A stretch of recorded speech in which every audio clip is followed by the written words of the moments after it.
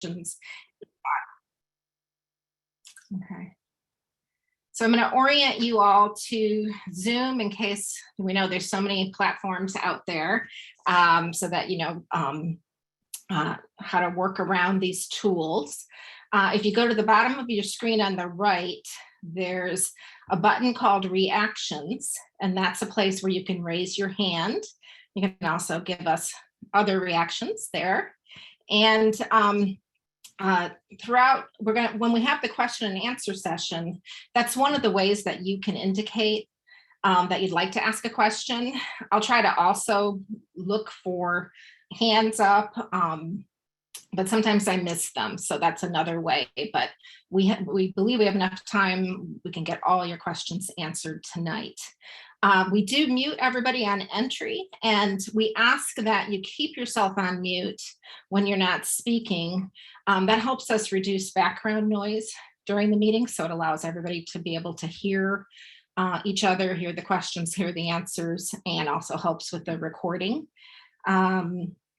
Let's see. Also, do we have anybody on the phone, Carrie? I didn't. But it's just, yes, we have one person. Okay, so just so you know, I'll be checking with you periodically to see if there's someone on the phone who wants to ask a question. So just making sure that we get you in all different ways. If you didn't have a chance to RSVP for this meeting, if you can add your name and email to the chat so that we have that for our records, and that way if there's any follow-up information, we can get to you as well. And the chat function is enabled, and all chat comments will be saved. There are some chat expectations that we ask you to read as you respond to those questions, and we'll be trying to track questions and comments that are put in the chat as well in real time. So again, and if we don't get to them all, we'll make sure that we cover that in a frequently asked questions document later. So first, I'm going to just have a welcome by our Deputy City Manager, and then we'll do some introductions of the presenters and city staff that are here, and then I'll go through the rest of the agenda for you. So Lon, why don't you take it away? Thank you, Nancy. So for those of you that I have not met, my name is Lon Pluckon, and I'm one of the 2 deputy city managers for the City of Vancouver. And my side of the house includes the Community Development Department, Economic Development, but also includes the policy side, which has climate change and homelessness underneath its umbrella. So I just wanted to start off with thanking everybody for coming out to the meeting tonight. This is one of those things that people have a lot of opinions about, but I think the common thread is that everybody really cares about the future of Vancouver as a community. I do want you to know that for the City Council, addressing the impact of homelessness is one of their top priorities. We know that it's a pretty complex problem, and that our little piece of the safe stay communities as an attempt to address it is only a tiny little component of something that's really a broad concern of cities really across the nation anymore, which includes Vancouver. So while Clark County is still the lead agency in addressing a lot of the systemic issues of homelessness in our area, our homelessness response plan is really based around trying to address those immediate impacts to community health, safety, trash, and fire hazards. And we're continuing to partner with our nonprofit service providers, community leaders, and neighborhoods as we seek to really roll out a plan that can address those for the long term.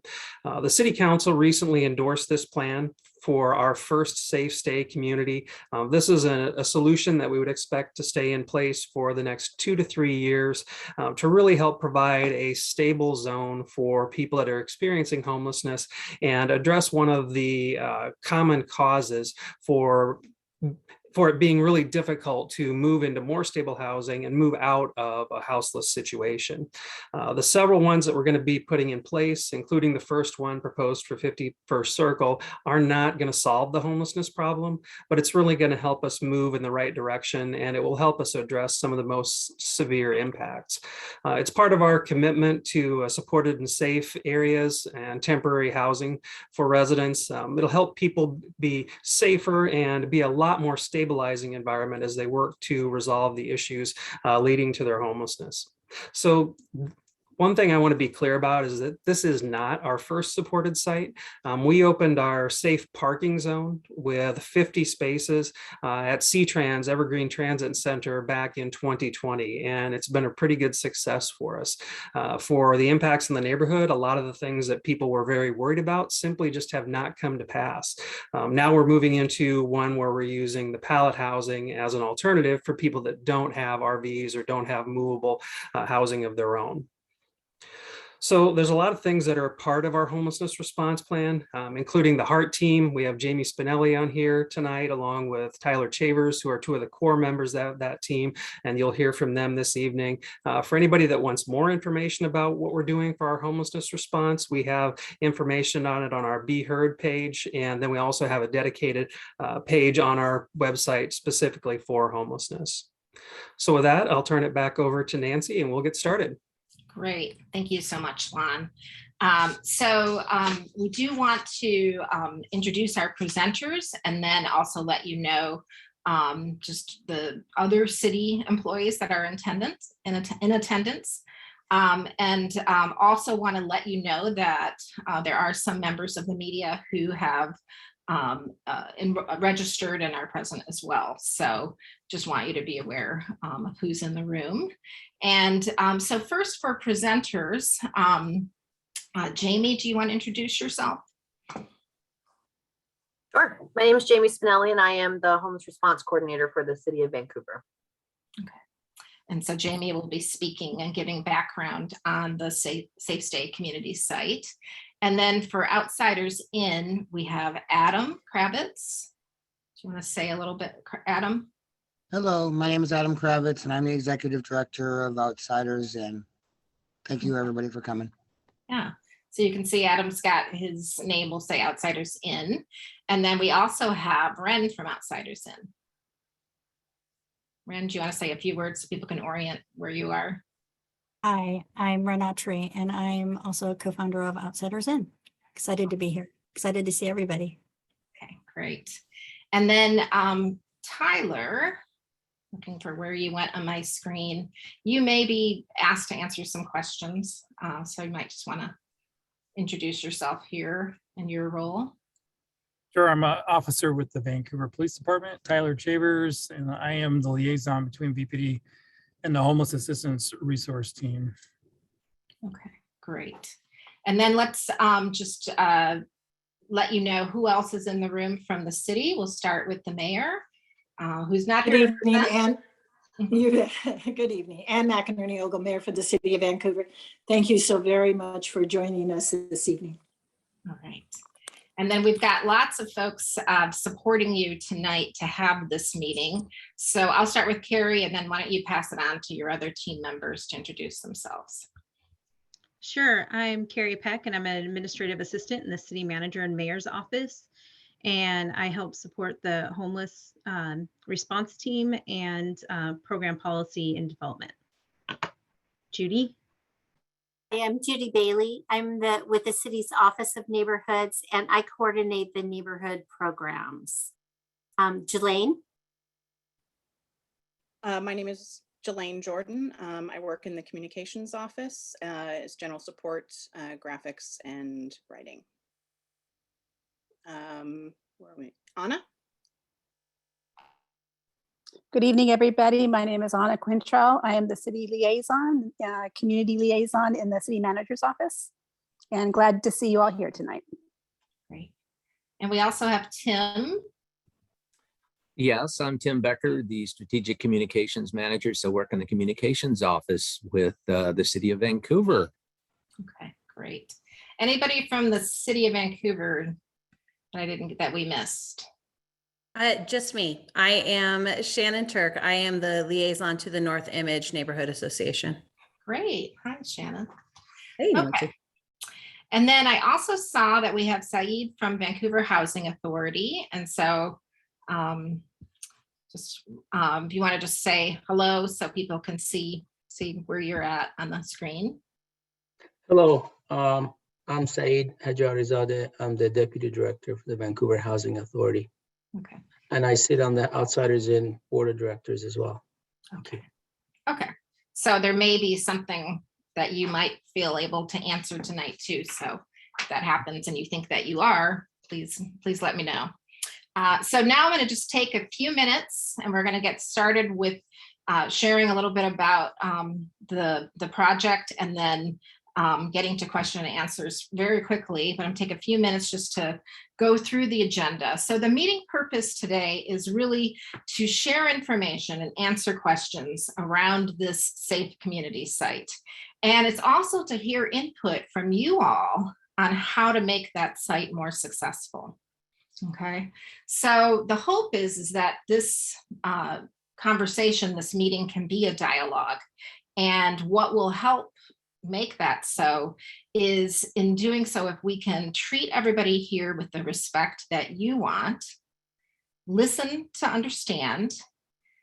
If you disagree without being disagreeable, and make space for everybody to be heard. We've got a lot of questions.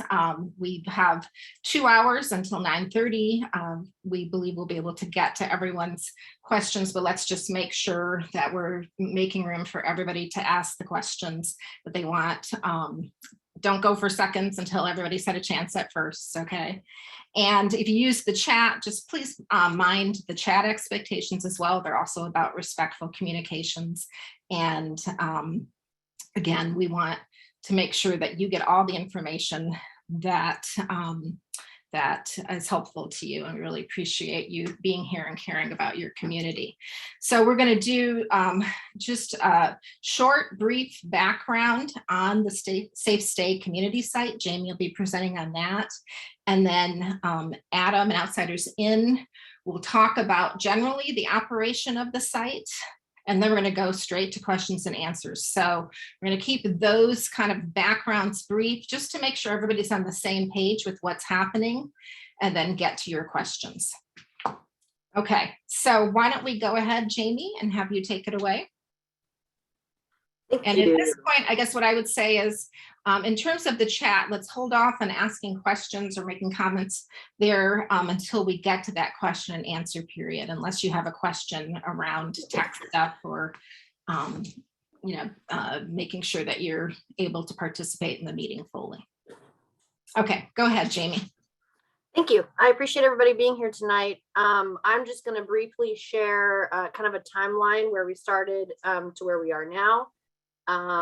Give a little bit of description about what we really hope for this site, but I'm wanting to get to people's questions as quickly as possible. Judy, can you pull up my timeline, please?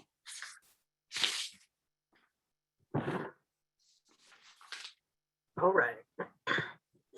So in May of this year, we presented a plan to the council for their consideration, approval, whatever, for mitigating the impacts of unsheltered homelessness. And that included the establishment of supported campsites. They are now called Safe Stay communities, and I'll get to that here in a little bit. But these sites are intended to be small, sanctioned, and managed sites spread equitably around the city for individuals experiencing unsheltered homelessness to stay as they work to resolve their homelessness and access to services. The goal is kind of twofold. One, to reduce the tents and the garbage and kind of random camping that we're seeing all over the place, as well as provide safer, more humane living conditions for people to stabilize and work on housing, employment, whatever it is they need for their next step to transition out of homelessness. We also committed at that point, and have continued ever since, which is what you'll see kind of at the bottom there, to a broad and robust community engagement effort regarding the plan. So immediately after that presentation in May, we launched the Be Heard page for this project. We posted on all of our social media platforms, submitted a press release, and started attending neighborhood association meetings, business association meetings, and have had many, many conversations, just kind of one-on-one with individual community members since that time. In June, the request for proposals was released. July, we gave an update to the council, which included just kind of our proposed site selection criteria and related changes to the city's camping ordinance. August is when we did that workshop. So that's when we made recommendations for site selection criteria, establishment of camping impact areas, and those would be areas where camping would no longer be allowed at any time, as well as themed supportive sites, specifically for single women and families with kids, in addition to just the general population ones that we'll be doing. September, we did the first reading of the amended camping ordinance. We had a public hearing on that camping ordinance. The provider contract was awarded to Outsiders Inn for the first site, and the council approved all that. October, we released the RFP, the request for proposals, for a second provider that has not yet been awarded, but we're getting there. November, we updated the council on like equipment usage. So we had initially planned to open these as tent sites with the hope of having these open in the fall and then transitioning into small shelters by winter. We haven't yet opened one, so we opted to open using the pallet shelters, which are just those small 64 square foot shelters that'll have some power and heat. And then that's when we changed the name from supported campsite to safe state communities. I think campsite, makes people think of tents, and we're not using tents, so here we are. Let's see. November 17th, as you all know, we announced the location of the first safe state community, which began that 2-week public comment period. And then in December, we will be working on permitting, site preparation, and then move in for everybody. And I think that's all I've got for timeline. So we can move right into, I think I went a lot faster than I thought I would. Okay. All right. So are you ready to move on to Adam at this point? Yes. All right. So Adam, you're going to give just a brief overview of the operation of the site. And I think they're going to spotlight you so folks can see you. Okay, so that would be a brief overview of the site, overview of Outsiders Inn, or a little of both? A little bit of both. Yeah. Yeah. Let people know who you are. So Outsiders Inn is actually, we assist individuals in the recovery process from homelessness. We have been around since 2016. I actually am a longtime resident, so I've been around a lot longer than that. We were founded by persons with lived experience with homelessness and addiction. We've spent years out there listening to people's stories, telling those stories on social media, and really getting to know the voices of those that are living on the streets. We operate on the premise of recovery, that everyone deserves the hope of recovery from homelessness and anything else that they may need recovery from. And we currently run 5 different programs that really help connect our unhoused residents to shelter and supportive services. Mail service being one of those things that we do. We operate mail service for Clark County for anyone who needs an address and can receive mail. We have people receive their mail 6 days a week at 2 different locations. So even on Sunday, people are able to get their mail.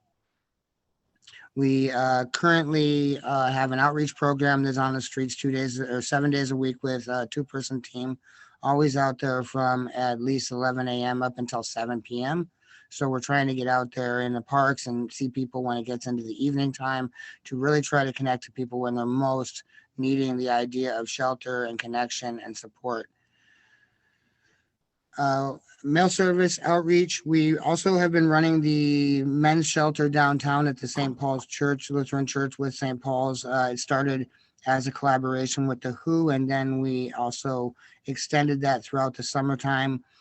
We have done 2 successful summer times and a year and a half with that collaboration. And we've transitioned around close to 45 men into housing. And we have accomplished countless other I call them miracles, and moments of clarity and support with the men that have gone through St. Paul's shelter. Around 250 men have gone through the shelter in the last almost 2 years. So we are definitely in the thick of supporting people. The fourth program we have is a wintertime shelter, which we currently call the satellite shelter, which goes between 3 locations, but is able to complete 7 days a week. And that is supporting single women, single men, couples, people with pets, pretty much all the populations that sometimes don't access shelter. But we are able to do that every winter through the collaboration with our faith community to at least get another 15 people off the streets throughout the week and throughout the wintertime. And that operates from November to March. And then our 5th project will be this new gated community outpost project that we are going to work with the city on. That is really what we envision it to be, is a transitional supported community. Some are calling it alternative shelter, which we will pretty much treat it in the same fashion as we do with our shelters. We're going to wrap around people. We're going to work with them on an individual basis. We're going to we're going to hear from them what they would like their plan to be, and then we're going to support them on their plan with the understanding that these are just places to stay, to transition to, that we want to be like home, but it's not their home. So one of the questions I know was, will this be a long-term thing? Our goal is really to address anything and everything getting in people's way to get them into their own house, while we give them the dignity and respect of living in a community like they would in any of the other communities that are out there right now in Vancouver. Every community has obligations. Every community has things that you have to do to keep your house supported and clean, and you have to be good neighbors. And so all these things are going to be expectations that we would have within our community. And so, yeah, I think we'll go into more individual questions as we go forward. Okay. Some of that stuff. All right. You want to move on to questions? Okay.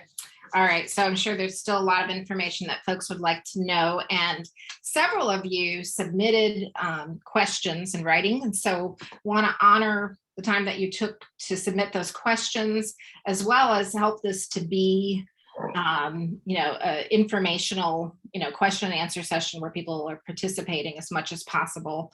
And we also want to, if folks don't want to ask the question out loud, but want to put something in chat. So I'm going to rotate through those a little bit, just in terms of needs and just checking in different ways. So I think our city folks are turning off their videos so that we can see those of you that are here for the community. Mark, I saw Mark A52. I saw you had a hand up, so we'll start with you. And go ahead. Where are you, Mark?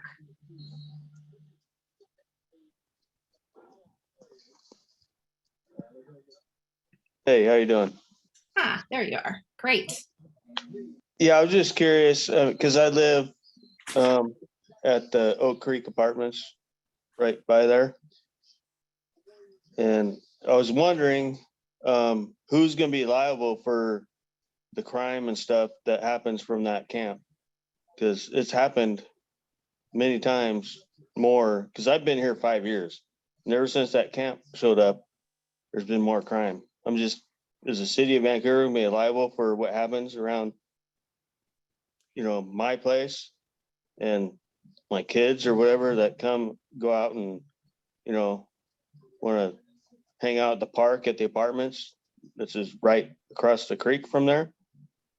So I don't know. I'm just trying to understand about the safety aspect. Yeah. So concerned about both for your kids and for the well-being, what happens if there is a crime that's committed. Right. Which of you, Jamie, is that something you want to field or pass on to someone that you think is the right person? I'm happy to take a stab at it, but Tyler, Officer Shavers, may also want to chime in here. I mean, I think any individual who commits a crime is responsible for the crime that they commit. I know that Outsiders In is going to do everything they can to make sure that people have a good understanding of what the expectations within that community are, as well as how they behave, when they're around that area. But law enforcement handles crime that's committed as long as it's reported. But Tyler can speak to that if you'd like. Sure. What would you want to add, Tyler? Same question came up via email a couple of days ago from a different person that was unable to be here tonight. I can tell you that the implication is that the camp showed up and then crime that wasn't happening showed up. It's an easy correlation to make, although empirically, the camp has been around since August of 2020. And as far as criminal activity, the violent crime that most people are focusing on started up within the last 90 days. And per the major crimes units that have been investigating those crimes, between the Vancouver Police Department, the U.S. Marshal's Office, the Clark County Sheriff's Office, among other agencies, none of those crimes are being perpetrated by the homeless community that has been there. But I think more importantly, by displacing that community that's been there since August and replacing it with a managed site, it would be much like the Safe Park at 138th and 18th or St. Paul's that Outsiders In has been managing downtown, where there's been no complaints or increase in criminal activity simply because people who were once homeless are now living in a shelter or managed situation. So that's what we anticipate. I mean, that's the goal, is to eliminate that issue, which is the criminal activity that's been, ramping up, and not just in that area, but frankly, citywide. Okay, thank you for that, Tyler. There's a couple of other questions around safety and security that I'll just pose them, and they're just a little bit differently framed. One question is, I'm interested in hearing how the safety of surrounding neighbors is going to be addressed, along with how the Burnt Bridge Creek is going to be protected.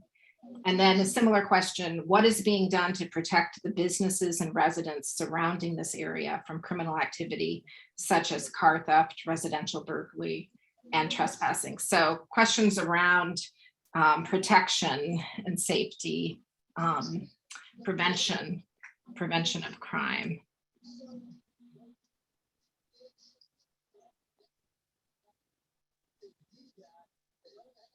Tyler, do you want to take that one? Is that one back to me or back to Adam? Yeah, I was just saying, if you want to take that one first, and since we're on the question of security.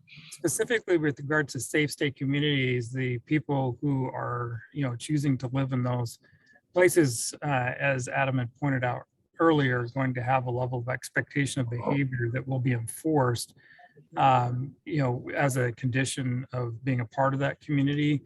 Otherwise, they won't be a part of it. And then, like people who commit crimes, whether they're housed or not housed, they're treated the same by us. As far as a couple of the crimes I heard, like burglary and auto theft, by and large, those crimes are not being perperpetrated by people in homeless camps. They're not increased. Where are they increased then? But as far as things like trespassing, I'll admit that there's probably some trespassing issues that happen, whether it's intentional or not intentional, and most of those are handled when police are called and contact the individual who is, being accused of trespassing, and fixes the situation going forward. And there's a lot of tools that we have with regards to actual, trespassing issues. Okay, I appreciate that. And it sounds like there's, regardless of who might be perpetrating that crime, there is a concern from Mark, for example, that it seems to be on the increase.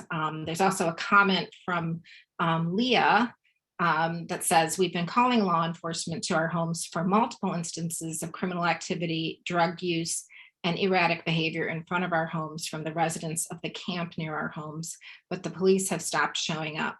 When they did show up, they said there's nothing they can do. So just a comment. Thank you, Leah, for that comment. Just checking in with Adam, there were a couple of other questions around the the site itself. Will a fence be installed to surround the encampment to maintain boundaries and privacy? And will there be security on site 24/7? Yes, there will be a fence and a gate, and we will be keeping track of who comes and goes from the community at all times. First and foremost, there would be 2 staff members on at all times, 24/7. So we've not yet decided whether we feel there's an extra need for security at this point. We did look at that and think that that might be something that we may or may not need. We feel that we really haven't had a security issue in any operation that we've ran so far. Most of what happens is that we just develop relationships. All of the residents and community are going to attend weekly meetings. We're going to really get to know them. They've really bared their soul to come and do the work that's going to take to get themselves into housing. And we become, community. And so we'll know when somebody's not doing well. And we'll also know who's coming and going, and we won't be having a lot of overnight transition in people. So security, we're feeling pretty good about it, that we will have the gate, we'll have the fence, we will know where people are and where they're going and what they're doing. And so far that system has worked for us. And then we will address any issues that happen in the future. Okay, great. And a couple of other questions around security. Can we see a plan from the Vancouver Fire Department as to how they will respond to fire and rescue calls? And will fire and rescue have access to the end of the cul-de-sac? I'm not sure if that's you, Adam, or I can answer it actually. Mhm. So I don't have like a detailed plan written out. I have talked with the fire marshal in regards to this site. I don't know if she might be able to get us a written out plan. But there will be a gate large enough, as well as an opening throughout the middle of that camp, wide enough for emergency vehicles to run straight through. There will be a gate at the east end of that site. So it's not going all the way, the site itself is not going all the way to the cul-de-sac. So the east gate will open up and emergency vehicles will be able to turn around in that cul-de-sac. So we'll be left open specifically for emergency vehicles to go in and out. okay. So one of the things you can do is potentially check with the fire marshal for what kind of plan could be. So we appreciate that question and suggestion. I'm going to move on. I wanted to see right now if there are any other questions around security or safety. We're going to move on to talking about the people who will be occupying and questions around that. And then I see some chat messages around that. But before I leave this topic, I just thought I need follow-up questions. We can always come back, but while we're on this topic. Not seeing any hands raised. So some of the questions that were asked were around the. Margaret had a question. Margaret has a question. Okay. Go ahead, Margaret. I didn't see your hand up.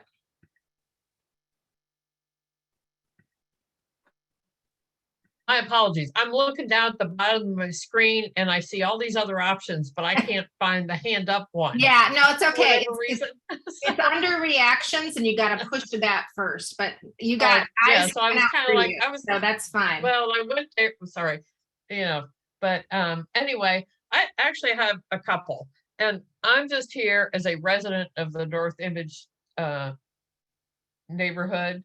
I am the treasurer of the North Image Neighborhood Association, but I'm not representing the neighborhood association in this capacity because as far as I'm concerned in this topic, each individual has to give their own thoughts, opinions, whatever. The neighborhood association cannot represent everyone in this kind of instance. We can only speak as individuals. So I just wanted to put that out there. Especially since we have reporters on the line. Mm-hmm. And okay.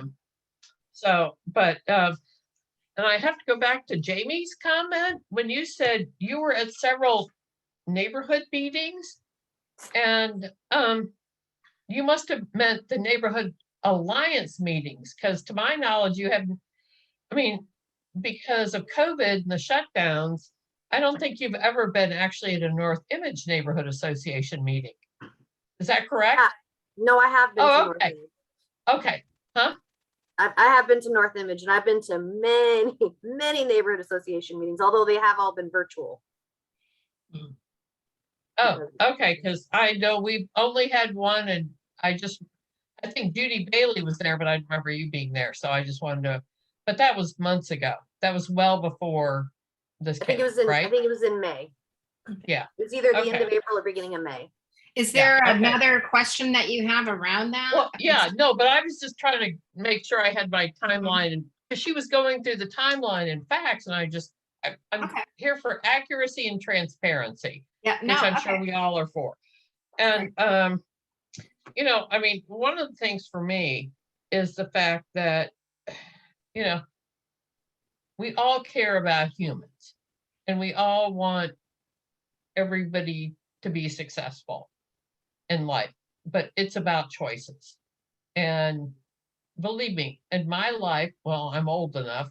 I mean, I've had family and friends and everybody else go through addiction, whether it be drugs, alcohol, or have family members, and deal with all those situations. So it's not like I'm uncaring or not compassionate or understanding. But life is about choices.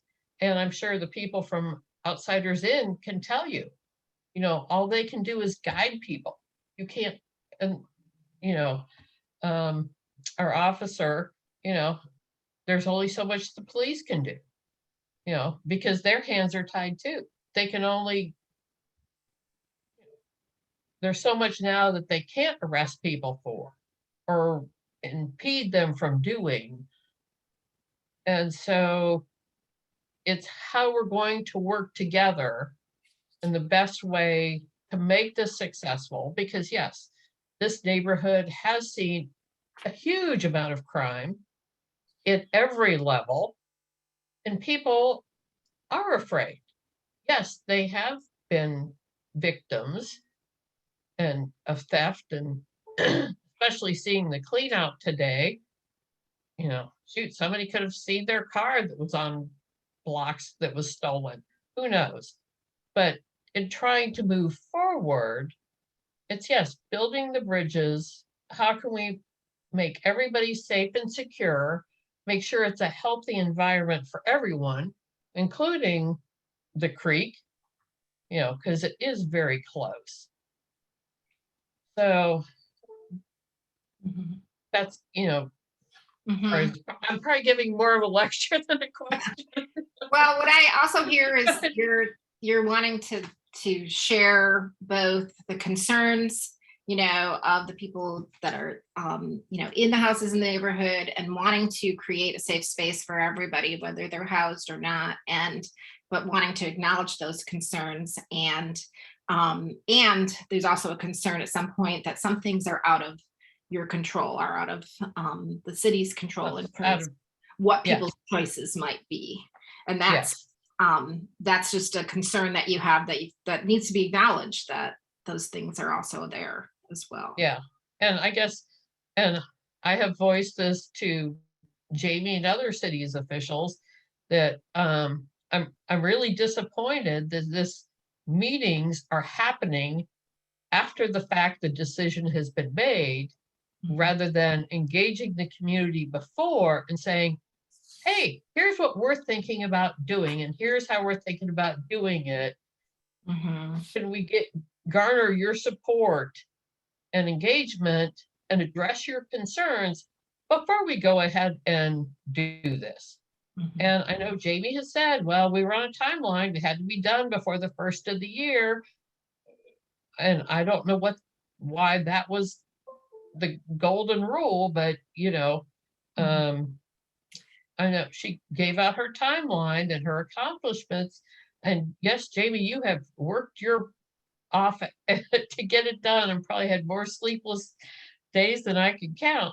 But you know, sometimes, you know, and believe me, I used to be in the business world.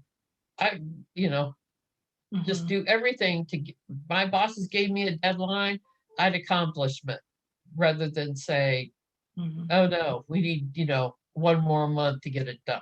So just wanted to voice that as well. Okay, I appreciate that. And there was a question, and I'm seeing a lot of questions in the chat around the operations, so we're going to get to you in a moment. But I want to follow up for you. There's a question about why didn't you ask the neighbors and neighborhood for their input before the site was selected? And so I know there've been attendance at meetings, but Jamie, is that one that you can field, or is there someone you want to pass it to? I mean, a site had to be selected, right? So the council signed off on our site selection criteria, which the community had ample time to give input on. And this is one of the properties that meets that criteria. And in fact, one of very, very few that the city owns. The goal has always been to keep people as close to where they are as possible. That was talked about way back in May. Also a significant goal, while 1 month may not seem like too much longer for a lot of people, it's quite a long time when you're living outside, and that month is December into January, where we are then now looking at snow and ice. So we did have to select a site based on all the criteria that we have in place. It meets that criteria. And it doesn't mean that the community's input and feedback that we're gathering now, that we have gathered over the last few weeks or even months, doesn't matter. If someone came to any one of these or made a comment that's like, oh, well, wait a minute, you didn't think about this, and we hadn't thought about that, and maybe somebody knew something that I did not know, or someone else in the city did not know or didn't think of, and it meant we needed to halt the work, we would halt the work. But that's just not been the case so far, but that's what we're here for. That's what we're here to listen for. Okay. So that's my response to that. It sounds like a few things. One is like there were a limited number of sites that could be chosen. So that was information that was available. And there's also a concern about getting people into these shelters before the cold weather comes. And it sounds like now you also have feedback that if in any way possible, to get more advance notice to be able to allow the neighborhoods and neighborhood associations to give input further in advance. They would like sure. that. Yeah, for sure. This is the first project of its kind, and there will be some things that we've learned along this process that we will utilize for the next one. No question. Okay. All right, what we're going to do is, thank you very much for those questions, is move on to several operational questions. I'm seeing some happening in the chat, and I'll start it off with some that have been submitted already, and then I'll go to the chat. But there were a couple of questions around criteria. So what will the criteria be for living in the Stay Safe community? And what is the plan for the people who do not meet that criteria?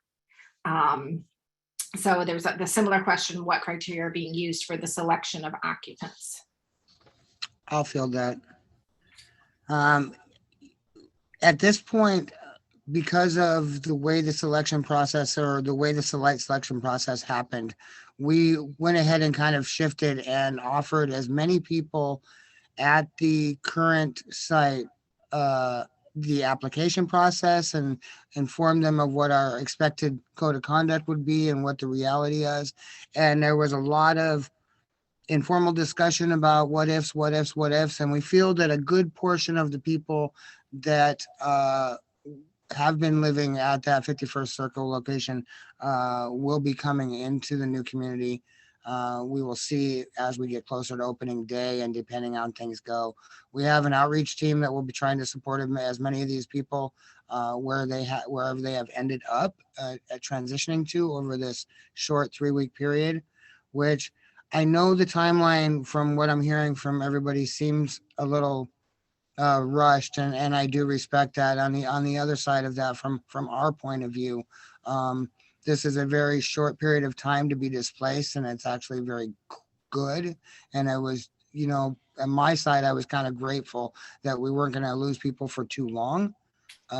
So, I mean, I don't always understand things from the upper side of things, but as far as operations for working with people at the ground level, that we were kind of gratified that it was only going to be a 3-week displacement, and we would be able to get as many of those people into supportive services right away. Okay. So at this point, you've submitted applications, people have submitted applications, and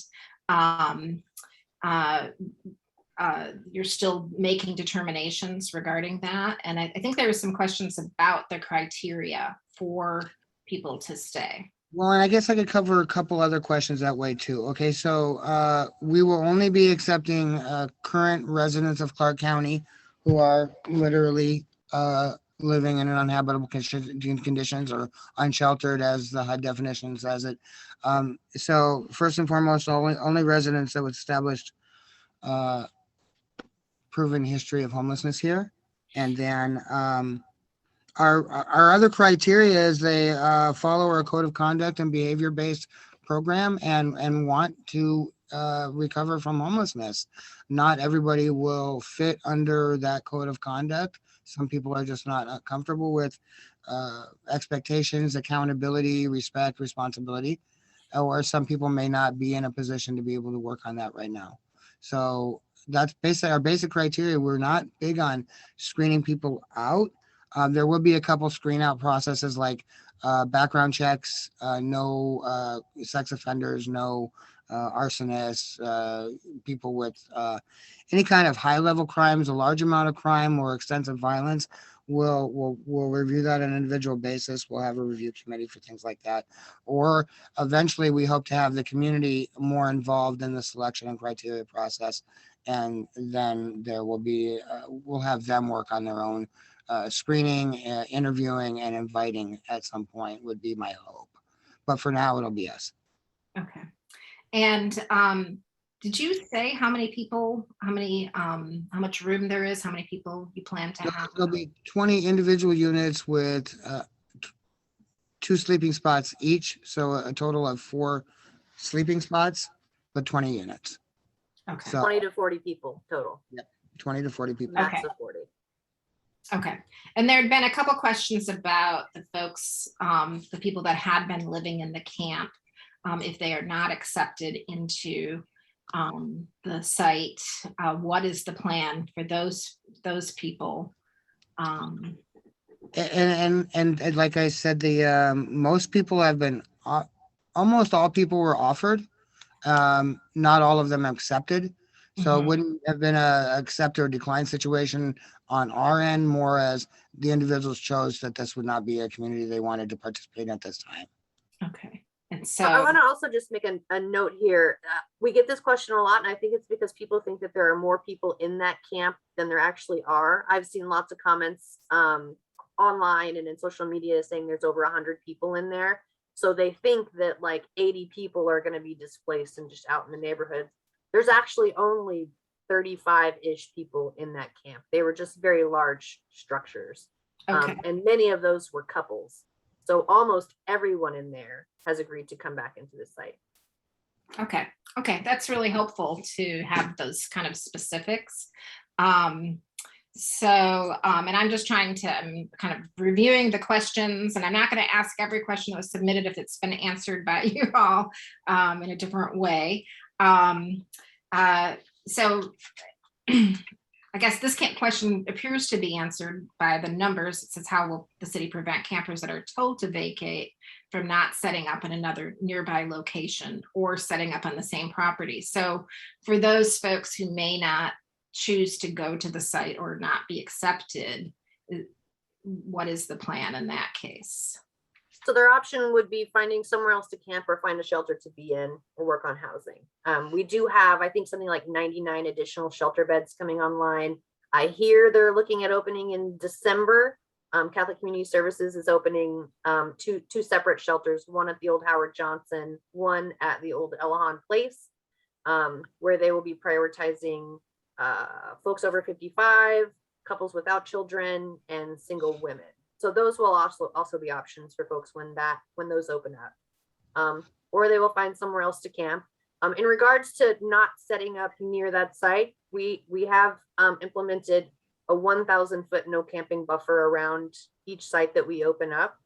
That is specifically, lessons learned from the navigation center. We're trying to not overburden any one neighborhood or area.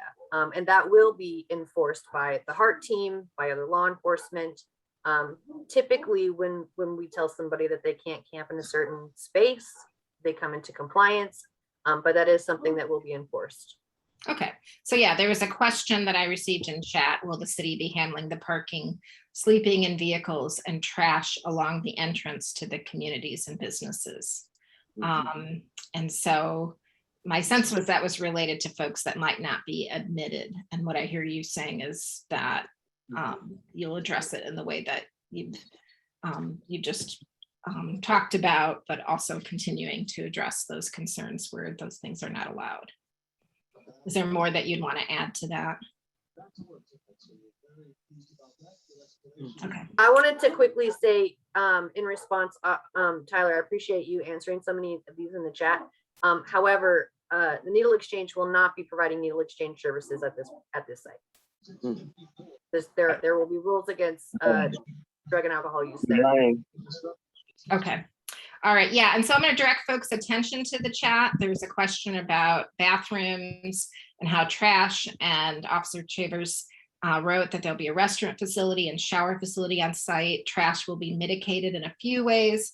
One, that is, residents will not be allowed to accumulate personal property beyond what is necessary, and a managed dumpster will be on site. Illegal dumping will be curtailed, which will significantly cut down on the build of solid waste in the area.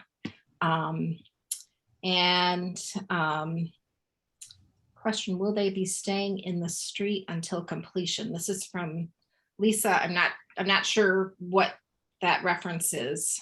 So if you want to elaborate on that. I think she's talking about just in the meantime. Where are people going to be in the meantime? Is that right? Okay. So people there were offered any of the open shelter spaces. So some people went to shelter, some worked with case managers to get motel vouchers and stay in motel rooms for a bit. There are some folks who were staying with friends for a short period of time, and then others who are just finding other places to camp. So it's kind of a mix of everything. Okay, great. All right, so I'm going to jump back into some folks who have raised their hands. I see I've got about 18 messages in the chat. So we're just going to keep on working through these, but just appreciate your patience as we kind of rotate and give everybody a chance. Kelsey, you've had your hand up for a bit. Hi, thank you so much. Jamie, it is so good to see you again. Good job, good work. It's so good to see you. So I know that a lot of our homeless outreach and a lot of our homeless services have been kind of put through the central intake through Council for the Homeless. However, it sounds like this application process is separate. So is that what we're to expect as providers, where we want to refer our clients to this, or at least direct them into that? Is it a separate than central intake? And also I hear that, it was highlighted that Outsiders In is going to have some expectations that the end goal is to decrease homelessness, so that the end goal of this client that is going to be put into this facility is going to be that they're going to be housed. What is the timeline? Because usually, a lot of our programs, open house ministries, whatnot, they have a 12-month timeline. They have timelines around their expectations. What is your guys' expectation for the clients that are in that camp? To be quite honest, we decided to go with this type of intake now because time was of the essence, and because of the site location change that we went through. So we are not saying that we will not at some point work with the coordinated entry. That just has not established. We may be able to work with them and see if they can establish the same criteria we'd like. So I'm not discounting that in the future. In the meantime, yes, maybe referrals will go through us. They may go through maybe a connection or crossover through outreach teams to do a referral that way. We really haven't established that referral process as yet, so I appreciate the thinking around it, and I know some people are taking notes about that, and we have discussed where we're going to formalize our intake process at some point. The application and the interviews are not stringent, they're not hard. We're not trying to interview people out of the process. We're really just trying to welcome people in, but we know we will have a large amount of people interested once things get rolling. So yes, a more formal process will be coming and we will be rolling it out. The second part of your question, remind me, was? It was So around duration. you Oh, had, yeah, a number of people had asked that, so thanks for bringing that up. We don't have a set in stone, like our program only lasts this long, but our really our goal and our hope is to really connect with the other providers, with the Council for the Homeless, with our own teams, and our target population really is people that are wanting to get to work and get things done, so whether it's changing the income, whether it's SSI or increasing their income, whether it's regular work, whatever it is, I think we're pretty good at recognizing and supporting people wherever they're at on that kind of process. And then what we'd like to do is making people ready for them rapid rehousing programs and those other programs that are just ready. We've always envisioned that our programs and shelters, we're going to line people up for those and make them as stable and ready for the programs that are out there. And this way, the programs that are scooping people up are getting a more stabilized person that is in a central location that they're not going to lose. So outreach has brought them towards the Outpost. Outpost is then stabilized. Maybe they go to shelter, but either way, they stay within the system and supported, and then they're ready for a housing program, or they've worked, they made an income, and they're ready to get their own place, which happens just as often. Okay. And the one question was, how long will this encampment remain at this location? Okay, is that so at this point it's like a max of 3 years. So a 1-year permit with the option of 2 1-year extension. Okay. So just being clear on that, I'm going to turn to the chat for a little bit. So one question is, what is the specific work requirement for receiving the free rent, free utilities? Will the homeless have to provide 40 hours per week of community services to obtain the free rent? Is there a requirement, a work requirement around this? As far as the community, I don't know how to take that comment for a second, so I had to process it. These are our 8x10 tin shacks with a little bit of heat and a little bit of electricity. I mean, if you put these out on the retail value, it's probably about, maybe $150, $200 a month that somebody rents out a shed of this size. So I don't really understand that part of the question.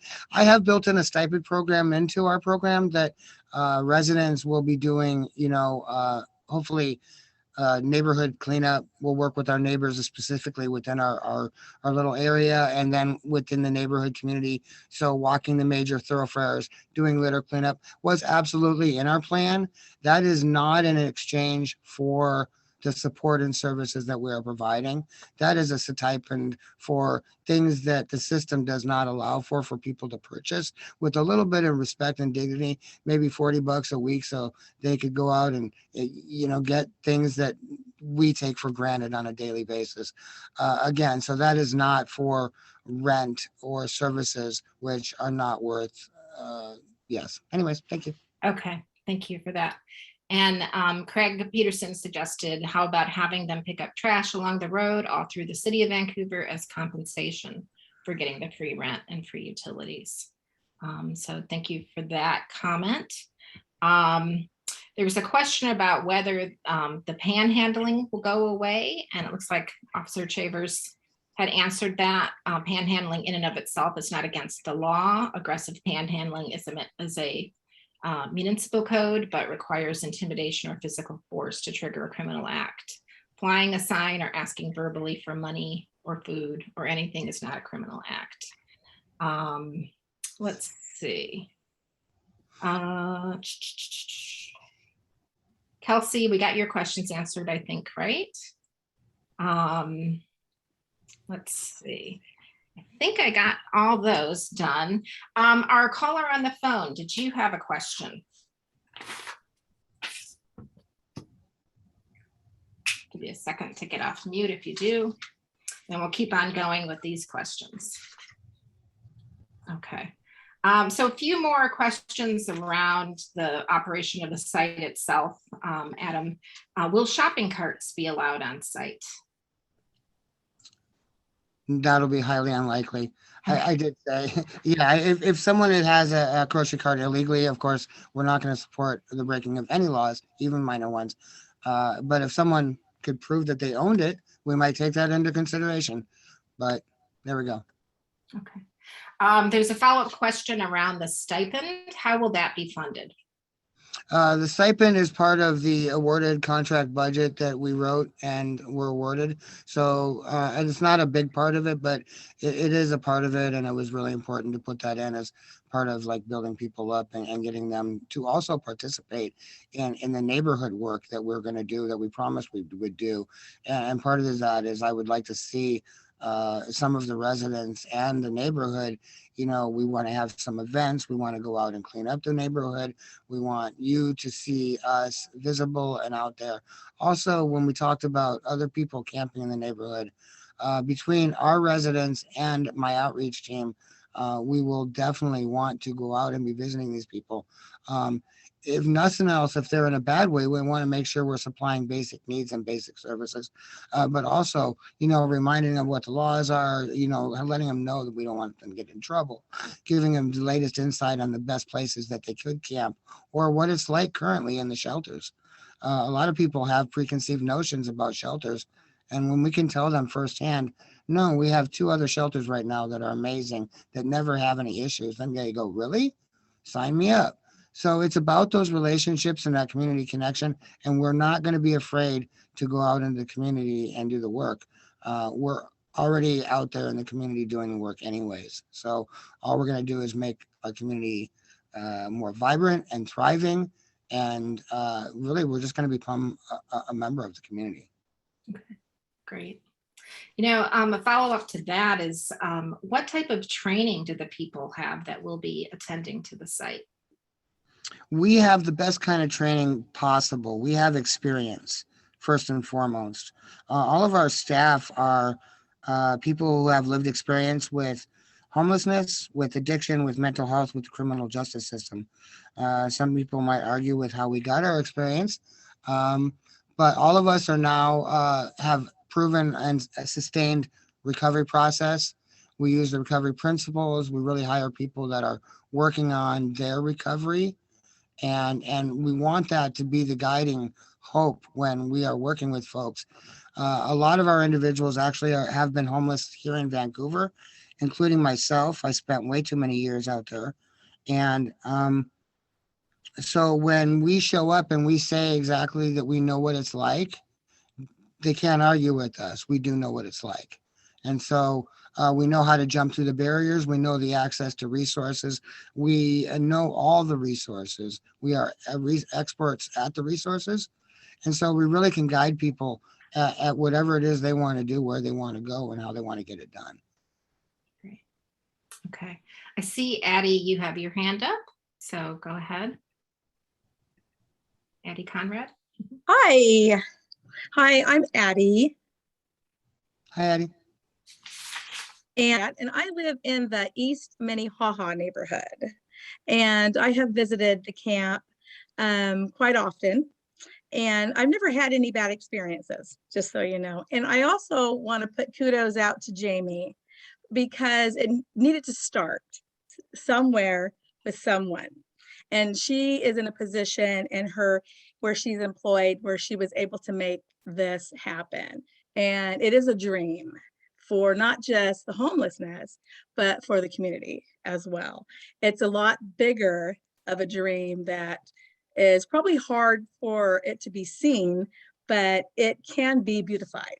And so I'm an ethnobotanist, and ethnobotany is a study of how people of a particular culture actually in different regions make use of plants, different types of native plants and stuff, and how they learn how to provide how the plants provide food and certain types of remedies that could be used for all types of things to be done.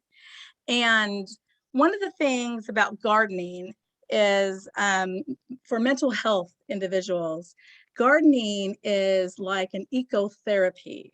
It helps ground a lot of individuals that battle with mental illness, dissociative type behaviors, or even PTSD, you know. And so there's a lot of that are out there on the streets, and a lot of homeless people that battle that. And so why I'm here today was I emailed Jane Thanksgiving. Yeah, it's probably kind of nice and long, but anyway, it's kind of introducing myself to her. But what I'm on here for tonight is I would like to know if it's Jamie that I need to contact to set up an appointment to have a discussion on some ideas that I have and give some projections and what it's going to take of involvement and what I have to offer this new community. And I am just so enthusiastic about it. You know, I'm excited. I just see nothing but a wonderful outcome out of it. I've seen Dignity Village from the bottom when it started off at tents. You know, I grew up in Portland in Skid Row with a parent that was homeless. So I've come a long way, you know, and so I've eaten at, you know, the Gospel, Union Gospel and St. Francis, you know, so, you know, I've always had a heart to help, you know, and so I emailed Jamie. So hopefully if you get a chance to go through probably all hundreds of your emails, you'll find me, Addie Conrad. But I'd like to set up an appointment and get together and just kind of share. I'm thinking around the month of February. Mm-hmm. Addie, is this related? Are you the person who asked the question? Pardon me? Are you the one that was asking the question around the microfabric? Absolutely. Okay, that's one great. of the ways to go. Yeah, microfabric type garden boxes, or they can be round. Mm-hmm. They're not expensive at all, but there's so many ways. There's nurseries that donate them. There's people that contribute and they like to help. I mean, there's people that want to donate like soil or donate funding for soil, you know, and tools. But one of the things green gardening in small spaces does in places like this is it beautifies it. Yep. And it also beautifies the people. And when they get grounded in doing these type of things, they start picking up skills and they start picking up being creative and they start picking up ideas.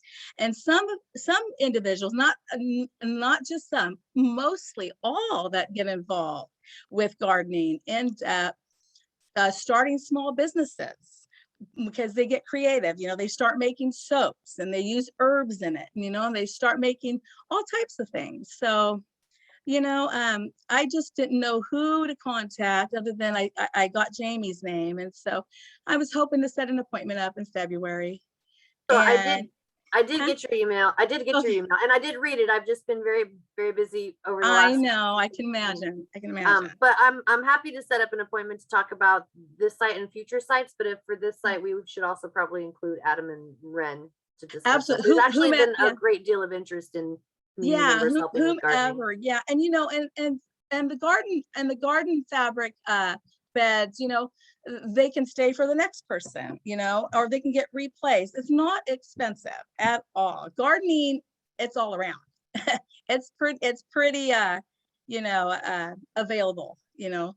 It's just it's a seasonal thing in a sense, you know. Some people are very, very creative. They just get going, and some people can learn to garden in the winter, you know. So but anyway, great. Okay, so I'm glad you got my email, and I just wanted to plant that seed of beautifying the area. And I'm interested in getting to know, I forgot your name of the one that Outsiders in.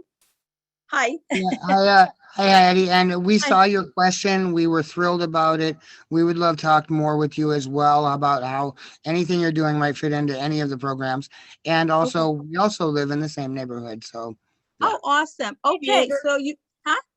I said, hey neighbor, in your chat, I sent you our email addresses that we can continue this conversation. We absolutely would love to have more conversation. And in the chat, Officer Chevers had mentioned, and I know that this was true too, that the Community Roots Collaborative, the new tiny homes that they have out there, they have some community garden ideas that you might be able to bring some good conversation to those discussions too.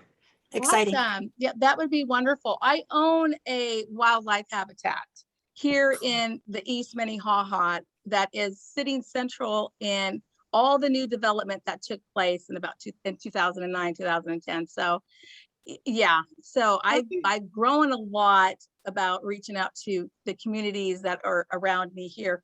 And like I said, I have a history with homelessness and stuff. It's something I've never went away from, so yes, so please Really, contact me. I'd appreciate it.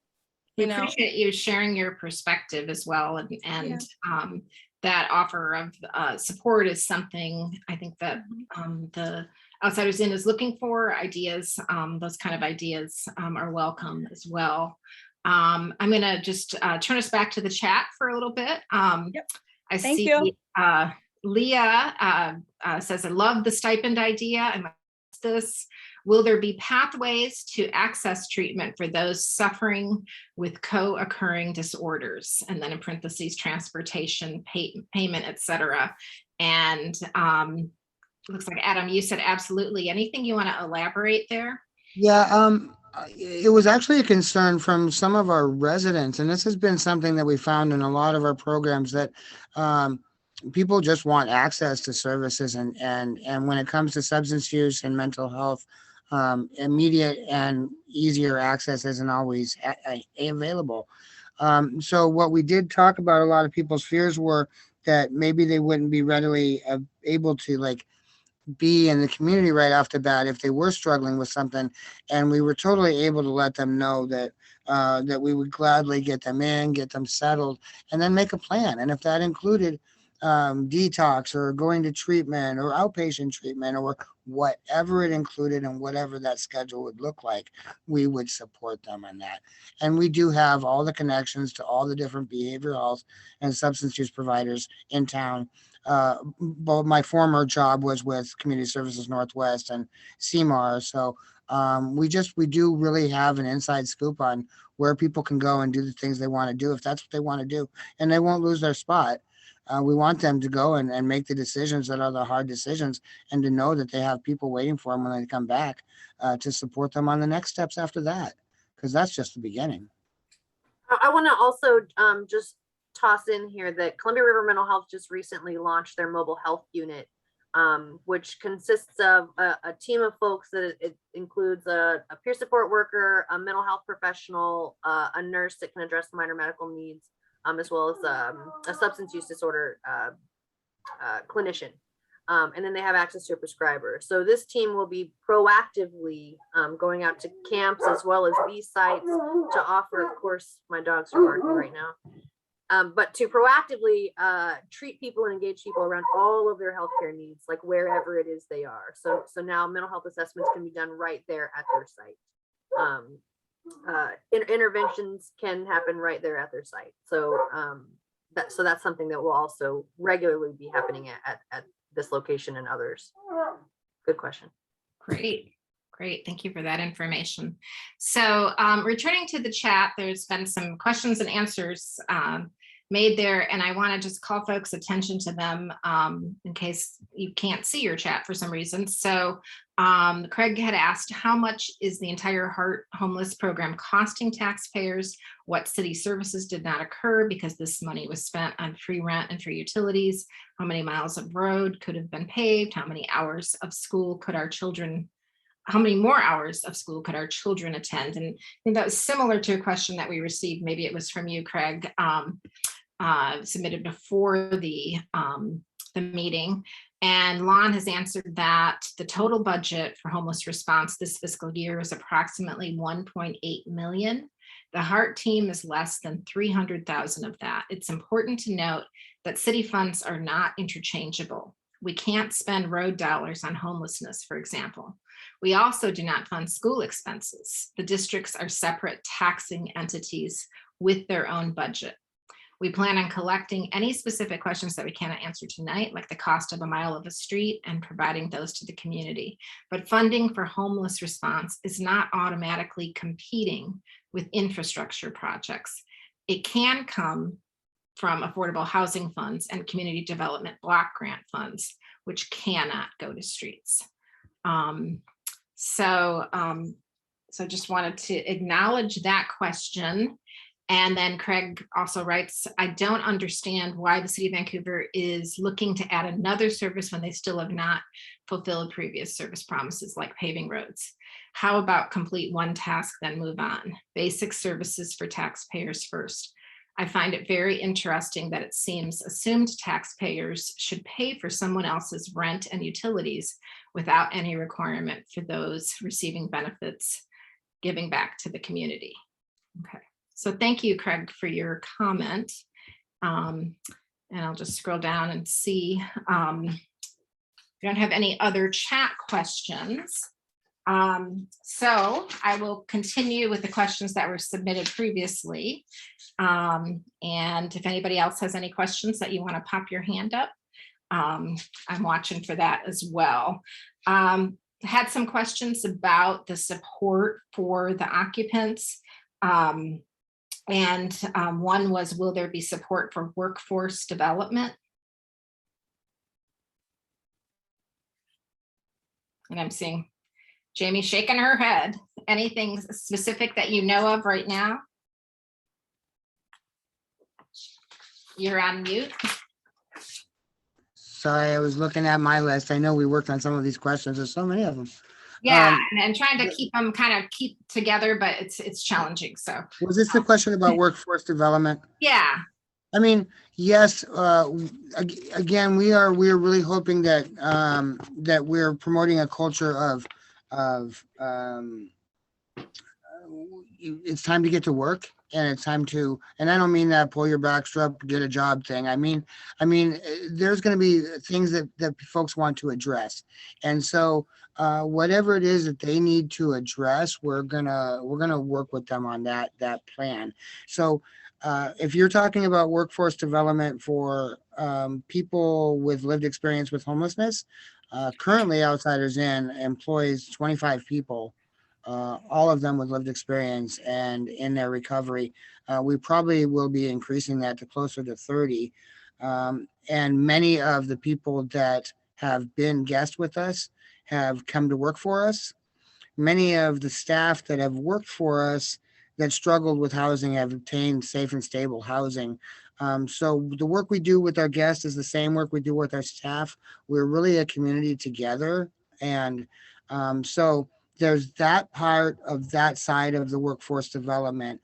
Are we going to be working with people who are work able and work ready to be able to connect with the agencies to support them or to figure out what barriers are in their way to get work? Absolutely. And so we are looking for some of those people. If they show up through our criteria and they're there and they think they're work able and ready, then we're going to figure out what the next steps are, whether it's close, ID, interview skills, job leads. We've been doing this enough that we have enough connections with all the other agencies to be really able to support people to get those next steps. And most of the time, it's not knowing the resources, it's the stability, the dignity, and the confidence.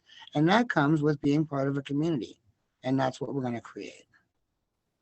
And that really was a large part of the addition of that kind of like stipend program there on site, is to give folks, some of whom have not had a job maybe in many years, or have had significant barriers to getting employment, to kind of get them back accustomed to going to work, having a regular responsibility every day, and kind of just some low barrier employment to increase some of that, exactly what Adam just said, some of that confidence and regularity and routine and all of that.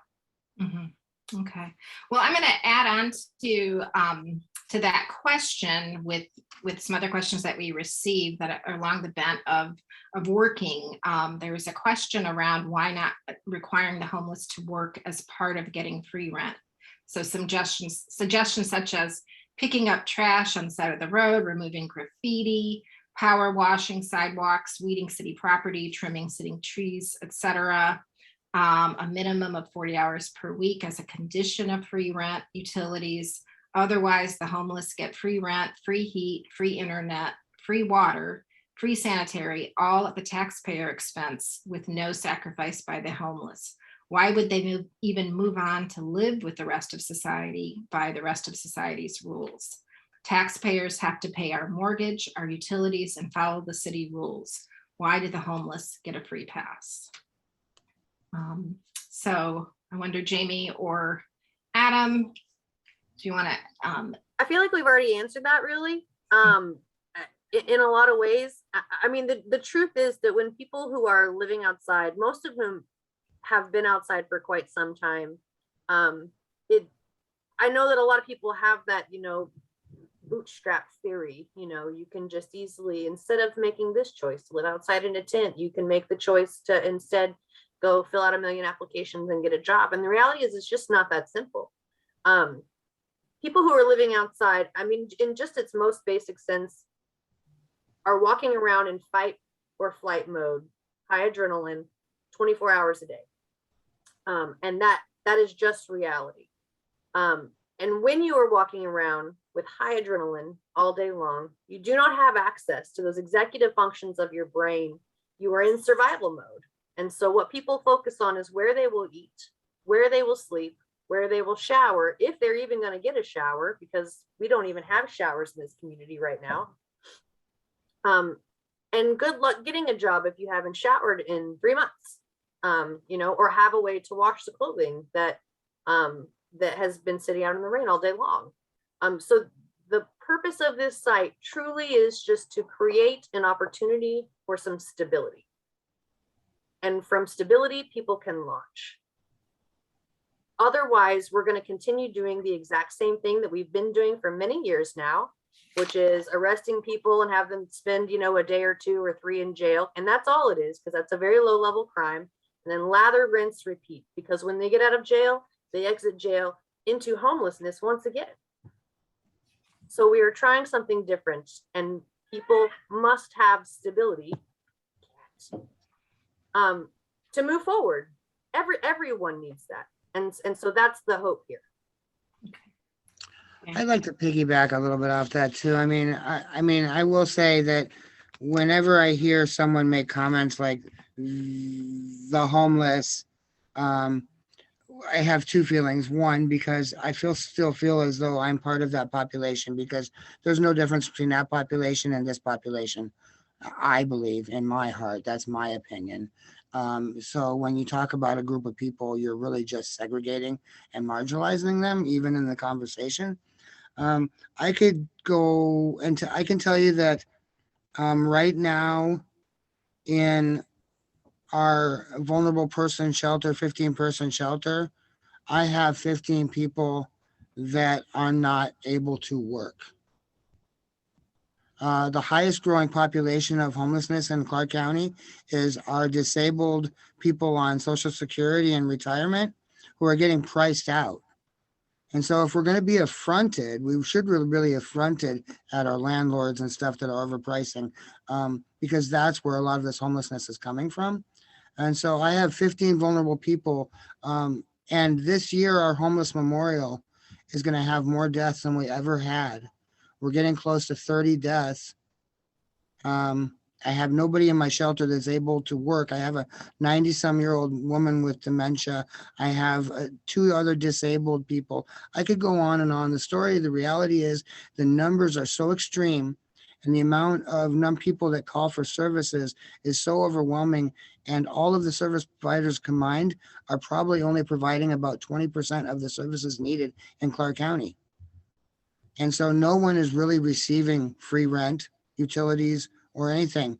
And by us doing this, we will stop high utilizers of emergency services. We will find an area where we can provide stabilization, a stepping stone away from just having to live on the streets and die on the streets, which is the reality.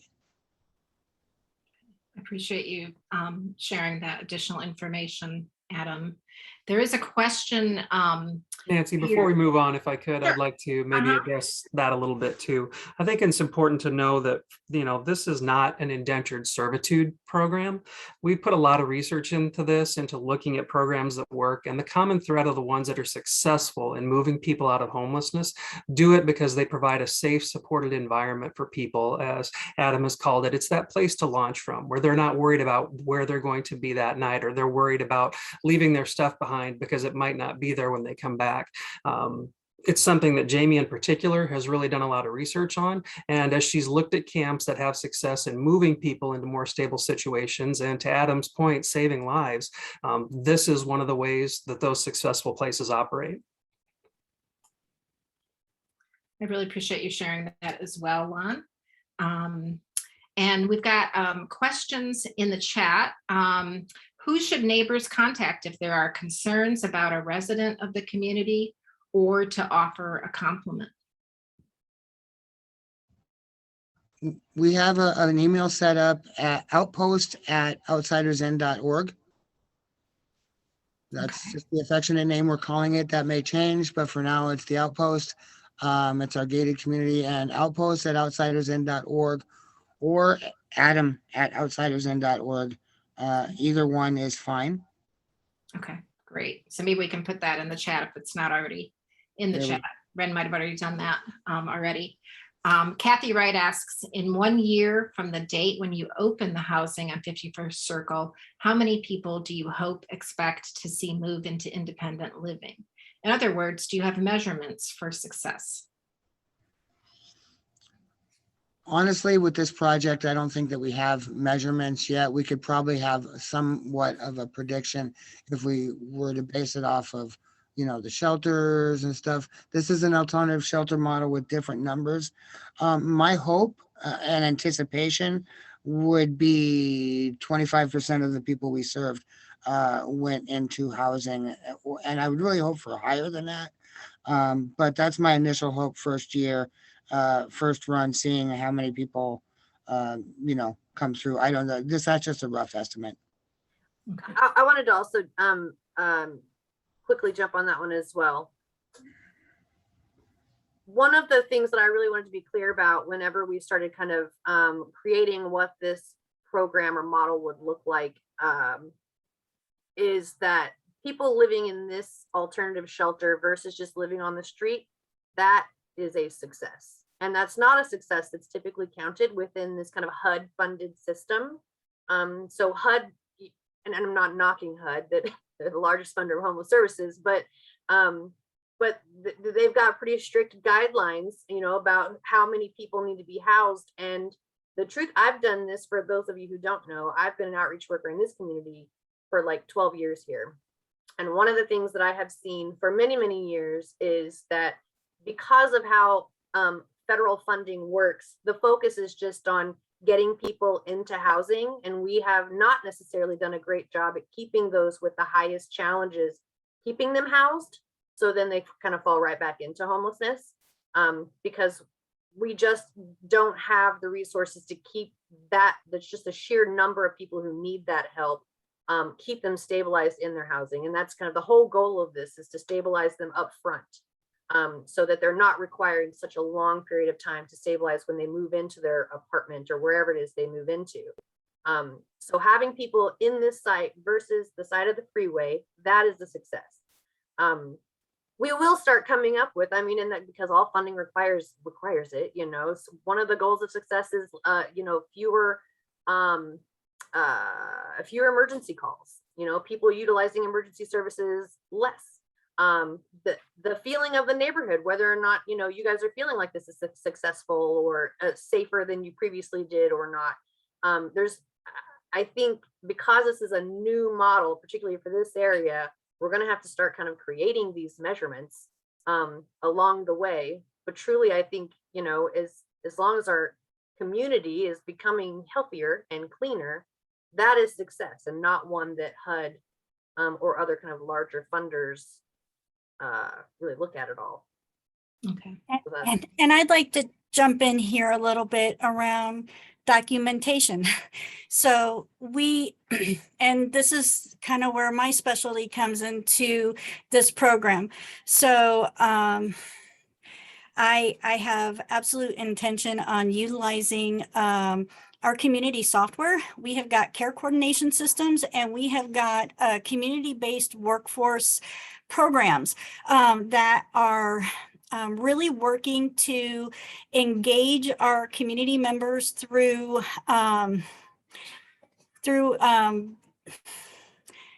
basically a community-based workforce. And so we're meeting people where they're at, and we're trying to connect them to better wellness. And we are looking at them as holistic persons, and we are connecting them to care.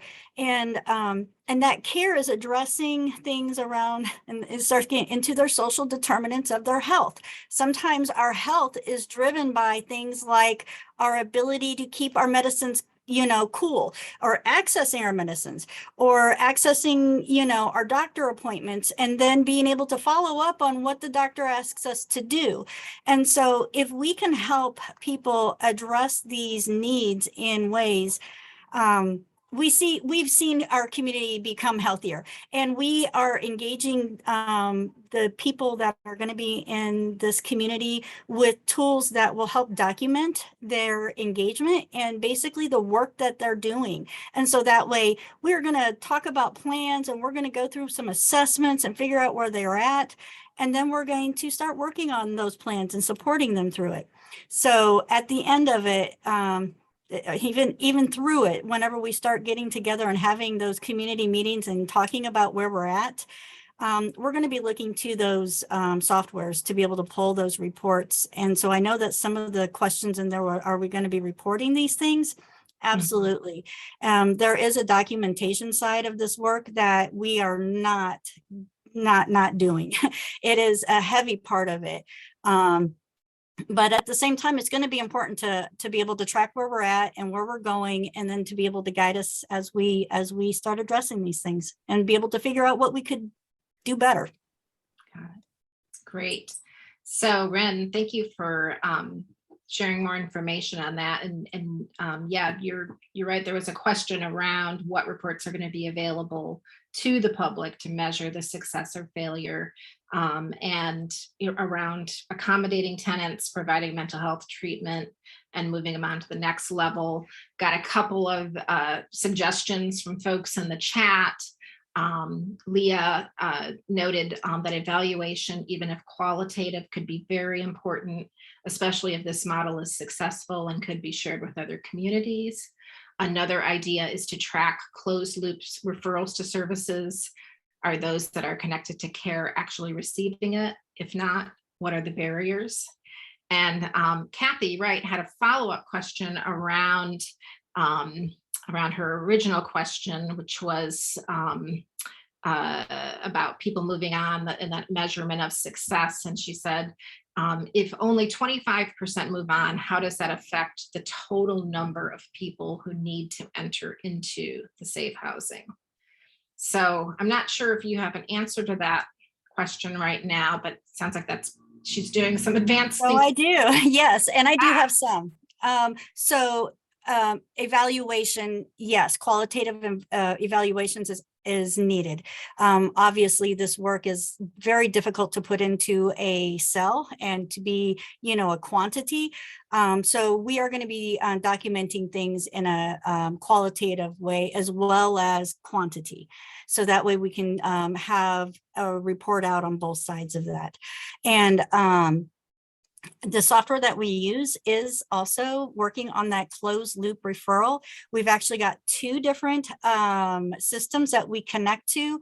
One is through a community-based network, and then another one is through an insurance network. And so we can work with other members of part of these networks and connect them and refer them to those agencies and organizations that would align with the person's need. And then there is a closed loop. So whenever they make that appointment, we get to see that loop has been closed, and then it comes back. And so those are documented results that we get to track through those. when services are provided in those in those situations. And so yes, we're doing many little steps to try to document the work that we're doing and how we are going to be fitting this community into our community of wellness, because that's a big goal of this, is to be able to know that our neighbors are able to be well. And there's a question as well, in addition to reports, whether or not there'd be open bi-monthly public meetings to show progress of the site and take public comments. So what plan is there? Is there a plan at all yet for what kind of meetings might happen around providing information about the site?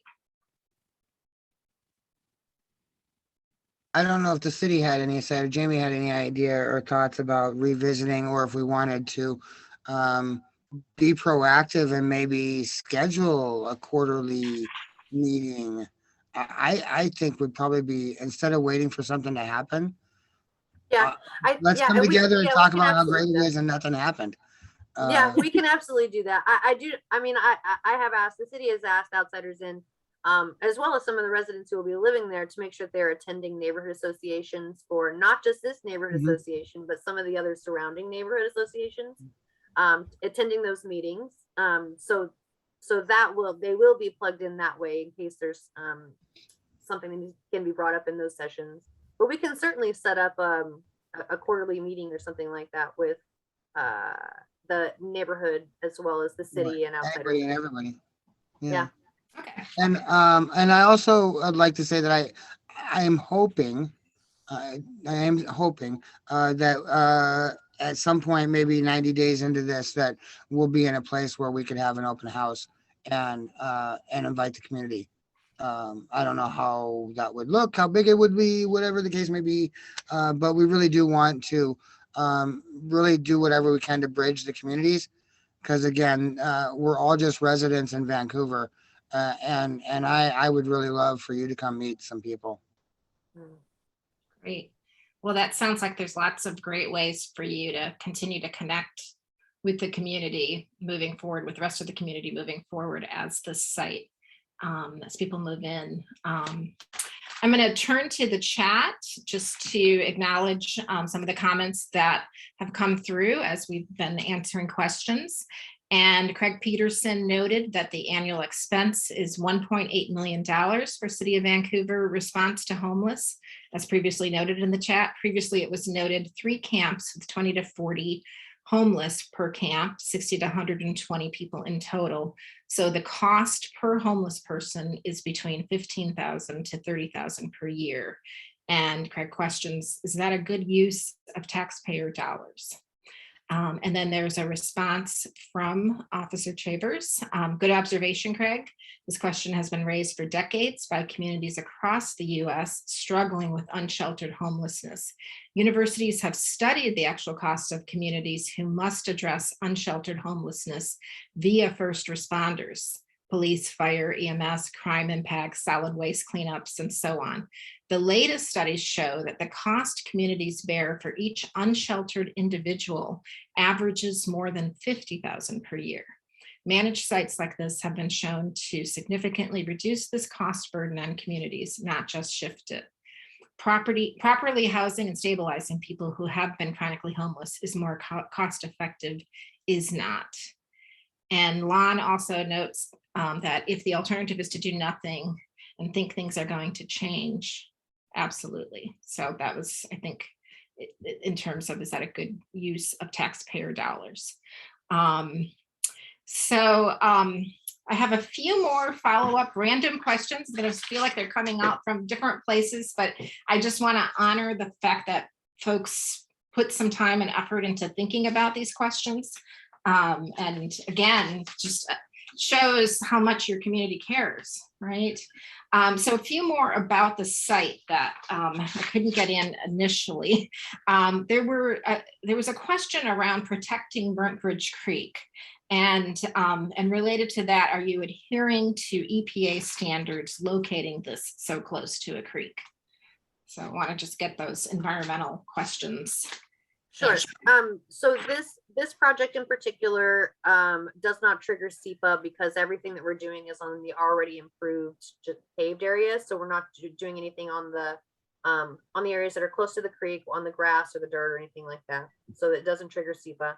And then in regards to the rest of Burnt Bridge Creek, again, the council passed that ordinance back in September, October, that creates kind of a buffer around waterways. So creeks, streams, lakes, rivers, etc.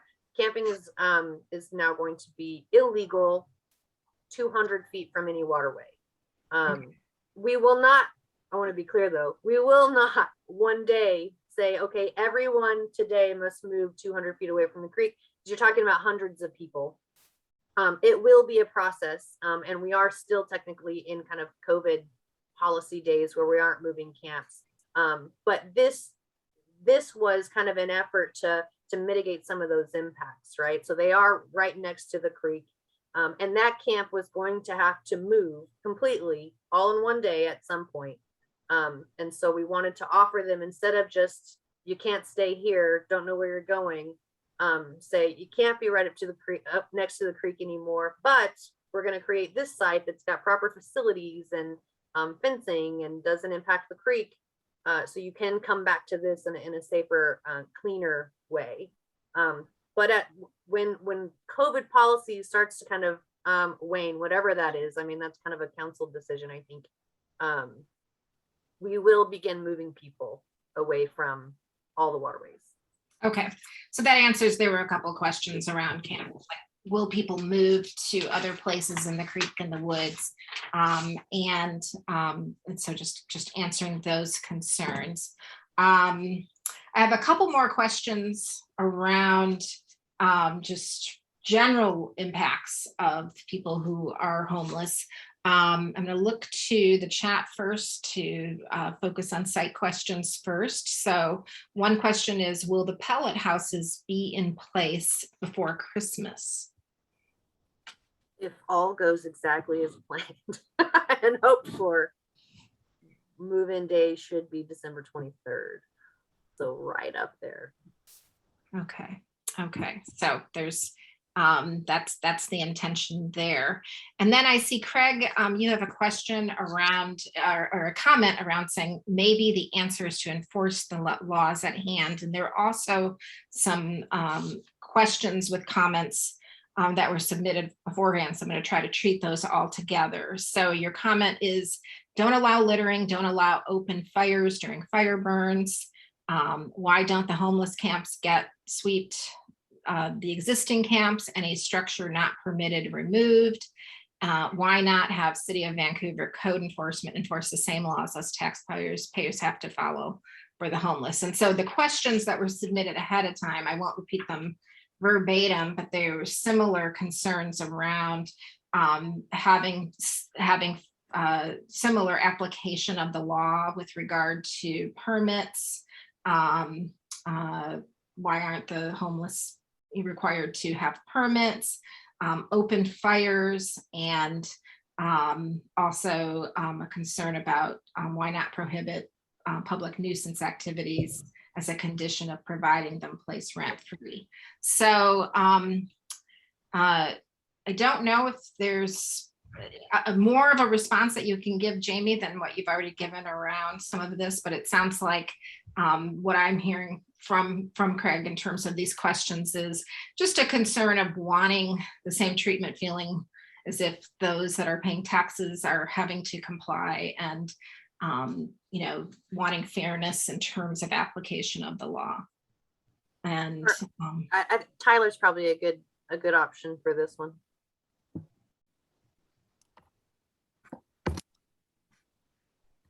I think I'm back here. Sure. Did you hear all that? I'm a bit in the dark here. My light's going out, but as far as fires, backing up a little bit, there were concerns due to the extreme heat this summer. There were no permitted fires, and anybody who was having fires, the fire department had a no tolerance fire ban, whether it was a homeless community or somebody just burning their yard debris or garbage or whatever. at their house. There was a plan to address fires even in the greenways areas where fire departments, nor at least our fire department, it's not really a rural fire, I forget what they call them, but they're mostly an urban fire department. They're used to fighting fires from roadways. So there was a plan in place for them to be able to access areas that were along the Burnt Ridge Creek, Allen Davis Trail, and other parkways throughout the city. Even folks who visit parks that aren't homeless were, having briquette fires and things, not realizing that even those were illegal during the burn ban.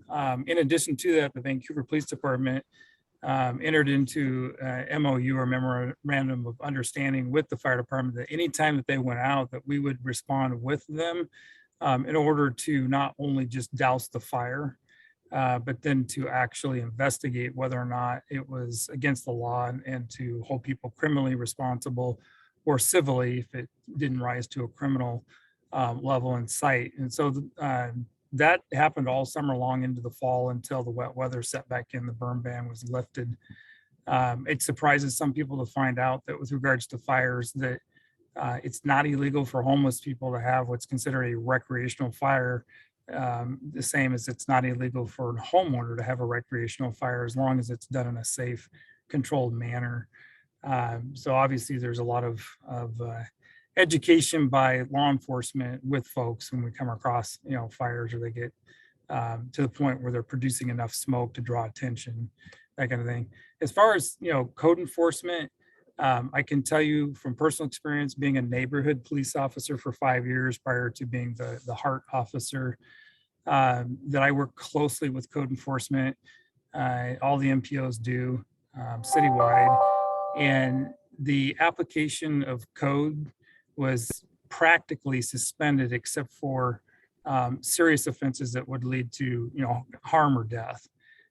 So code was not out doing its normal code enforcement job during the pandemic, just like law enforcement and firefighters and anybody else really weren't out doing their normal job. Things changed for a period of time in 2020 due to the not doing the face-to-face engagement with folks until we got a better handle on masking and vaccination and social distancing and all that kind of stuff. As things have started to ramp back up, obviously we've got a backlog of complaints and problems that probably would have been mitigated when they were at a much smaller level, or now much larger, but that goes for the house community as well as homelessness across the city. So we are working through a backlog. I can't say that the homeless get a pass. That's not my experience. In fact, it's been my experience from actually talking to our crime analysis folks that the Vancouver Police Department, just in the city limits alone, about 8% of the calls for service are specifically criminal complaints against homeless people, which aren't always criminal. When I say criminal complaints, I mean they come into the police department to handle. Many of them end up like panhandling, not being a crime, but we still go. We still have contact in the hopes of having a positive contact with somebody that's unsheltered. We have a process we go through of education and warning before we get to citation or arrest. So we do apply the law the same across the board. What was suspended, and that happened through the governor's office, adopting the CDC's guidelines specifically for addressing unsheltered homelessness. CDC thought it was important because of the large homeless community, over 500,000 people nationwide are unsheltered, and believing that if it spread, the virus spread among those communities, it could overwhelm our public health system to the point where nobody was going to be getting into hospitals for care. So the model that they adopted, which was the same type of model that they've used for other virus outbreaks around the world, was shelter in place. Educate people in place about the virus, hand washing, sanitation, mask wearing, whatever. Obviously, there's a whole lot more homeless folks outdoors than there are police officers in the city. And so it wasn't like we could go around enforcing public health law every day at every camp all the time. But again, we did our due diligence. Most people came to have an understanding about the virus, took care of their own health. But at the same time, laws were suspended because frankly, even if we were arrested, the jail was not taking anyone. And to this day, for instance, and this isn't to cause any alarm, shock, or fear, a person with a warrant is a person with a warrant. And if they get arrested, they might be inside jail for a day or two and then they're back out. The warrant's like a placeholder that brings them to court. But just as for instance, I ran a person today with a felony warrant who could not be arrested, not because the warrant doesn't exist or a judge didn't order that they be arrested, but because our local jail is allowed to make rules regarding their jail population. And currently, we're not allowed to take on those particular warrants to the jail because they don't want to increase the jail population. They want to save space for the homicides and the domestic violence and the DUIs where people are injured in wrecks and other things that are prescribed by law that they have, for offenses that they have to hold on. I could go on and on. I won't. We're kind of running out of time, but I can tell you that we have not stopped enforcing. There may be a perception that that's the case. I will throw in a little caveat, and that is that lots and lots and lots of folks attribute a lot of criminal activity, whether it's homeless or not homeless, to drug using behavior. And in January of this year, the Washington Supreme Court essentially decriminalized heroin, meth, any other hard drug, fentanyl, you name it. Used to be a felony to simply possess. For a short period of time, there was no legalization or there was no law because it was deemed unconstitutional. When the legislature retooled the law, it made it a misdemeanor, which is a citable offense, a property crime, something the jail won't hold on. Only after the third time that somebody's contacted in possession, the first two times we're supposed to offer treatment, or they get a $100 ticket. That's not something that law enforcement recommended or necessarily believes is the best thing, but then we don't have any believes is the best thing. We just enforce the laws that the legislature, puts together. So in any case, we've told people if it's a legal question about enforcing the law, we're happy to sit down with you, just like Jamie's happy to sit down with folks and talk about community gardens and the camps. But if it goes beyond the enforcement level to why is that or isn't that illegal, that's a question for your legislature. So it sounds like a lot of challenges in terms of the pandemic and shifts to protect safety and health of the population that have impacted law enforcement, and so appreciate that perspective. I'm going to cover a few more chat responses, and then we're gonna move on to close this meeting out. So there was a request about training and first aid, and yes, the group is trained in, staff is trained in first aid and CPR along with other specialized continuing education. There's no vaccination requirement as of yet, but they will have education around it and many opportunities to get vaccination. At the St. Paul's Men's Shelter, with that approach, they've been able to get to 97% vaccinated. We'll be working with public health, as we've already done at this camp, and others to ensure vaccines are accessible. Several months ago, we organized a pop-up vaccine clinic at this site where many of those residents opted to get vaccinated. And then there was also a question about whether pavement, and clarified that pavement is already there. There's not going to be additional pavement. There was a last question on my list was really a concern around, will this attract others moving to Vancouver to get this free support? And again, a concern, for taxpayers with regard to that. So just wanted to acknowledge that, and I'm gonna shift this to Jamie to close us out for tonight. If you've got other questions, you can submit them in the chat, or you can send them to, I believe it's to Carrie Peck. If there's additional questions, we're going to have another meeting tomorrow. But you guys have asked just a fabulous amount of questions. And so I hope you've got a lot of those answered, but I didn't know if you wanted to comment on that concern again of, will this attract more people and how do we handle that? Sure, And then I'm happy also to. talk to us about next steps for the site development and other ways to get and give input. Sure, and that's a very common question. All of our data pretty much nationwide shows that most people who are accessing services are doing so in the communities that they became homeless. It's something like 85 or 87% of people. And then just with my own experience working with this population, most people who are moving about, who have been living outside for quite some time, are doing so largely in an effort to be left alone. It's not to go find better resources in other communities. Usually they're attempting to be left alone. And I think we're just reaching a place where being left alone is going to quit being as much of an option as it has been historically. More and more services are coming on site. Shelter space is open. Housing options are coming online.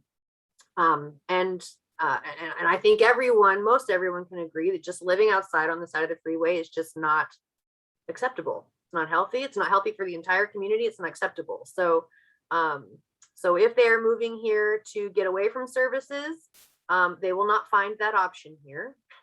And I can also tell you that we give Portland, it's a very small amount, but we give Portland just as much as we have gotten.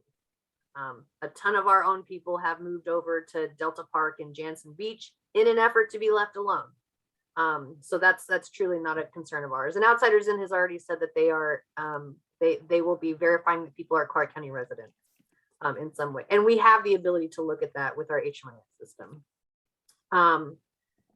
But so I guess I do just want to thank everybody for coming out. I know that these can be challenging conversations. It's a very hot topic. People have pretty strong feelings about it, but I do appreciate everyone's willingness to ask their questions. As well as to spend time, send questions in, spend time having the conversation. I truly do understand that, or I do appreciate that. And funnily enough, actually, this community engagement stuff is one of my favorite parts of the job, which probably seems weird because I'm in the hot seat a lot, but I do actually really enjoy hearing everyone's concerns. It does inform the way that we make recommendations and create these programs. So the next steps for development are within this next week. Electrical work is supposed to start on site. The pallet shelters will be delivered and set up mid-December. We will have a community open house. And this is assuming all goes, super well. But we will have a community open house before residents move into these shelters. I believe it's the 22nd. Carrie can correct me if I'm wrong. And then the hope, and anybody can come look through. The site will be set up. You can look at the shelters. You can ask questions. Outsiders In will be there. And then move-in day will be December 23rd. We are having another one of these meetings tomorrow earlier in the afternoon, 4:30, which other community neighborhood residents have signed up for. If additional ones are needed, we are considering scheduling another one next week. That it hasn't been the case that people haven't been able to sign up for a spot yet, but we're absolutely willing to do that. You can continue to provide input and feedback and ask questions with the email addresses and the Be Heard page that you've been given. And then we're going to take any question that has been asked here or online. Whether it has or hasn't been answered, we will answer those on an FAQ page and post that on the Be Heard page as well. And then of course, these are all being recorded, so they'll be available for anyone to go back and watch or pass around. Awesome. And I think that's all I've got. Yeah, I really appreciate you just sharing all the different ways that you can continue to be involved, but also get information, and that this is not a dialogue that is that stops here, but it's actually continues. And we had one more set of comments in the chat, and then so I beg your patience just so that I can let everybody know this and acknowledge it, and then we'll have to end the meeting, but Brent had asked about whether there are any plans for the area just outside of the cleanup zone where people that do not qualify may end up. So this is around the 1,000-foot radius. And Brett says, my assumption is that people that do not qualify or want to be part of the housing will move just outside the radius.